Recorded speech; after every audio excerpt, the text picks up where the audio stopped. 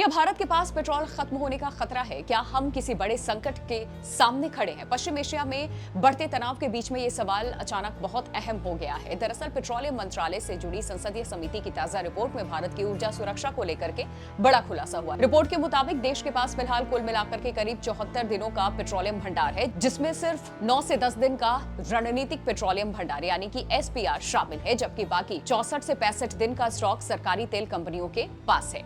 अब यहाँ सबसे बड़ा सवाल उठता है, क्या ये पर्याप्त है? समिति का साफ कहना है कि वैश्विक अनिश्चितता, खास करके पश्चिम एशिया जैसे संवेदनशील इलाके में चल रहे संघर्ष को देखते हुए भारत के पास कम से कम 90 दिनों का भंडार होना चाहिए। यानी हम अभी भी तय लक्ष्य से करीब 16 दिन पीछे हैं और यही वजह है कि ऊर्जा सुरक्षा को लेकर के चिंता और बढ़ गई है। भारत में अभी विशाखापट्टनम, मंगलुरु और पाडूर जैसे स्थानों पर रणनीतिक भंडार मौजूद है, जिन्हें ISPRL संचालित करता है। लेकिन समस्या ये है कि इन भंडारों को बढ़ाने की ये योजना 2021 में शुरू हुई थी, वो अब तक रफ्तार नहीं पकड़ पाई है। ओडिशा के चांदीखोल और कर्नाटक के पाडूर में नए भंडार बनने वाले थे, लेकिन करीब 5 साल बाद भी प्रोजेक्ट अपेक्षित स्तर तक नहीं पहुंच पाया है। अब सबसे चौंकाने वाली बात, सरकार इन परियोजनाओं पर जितना बजट देती है उसका पूरा इस्तेमाल भी नहीं हो पा रहा है और कई सालों से बजट घटा दिया गया और खर्च तो उससे भी कम अब हुआ है।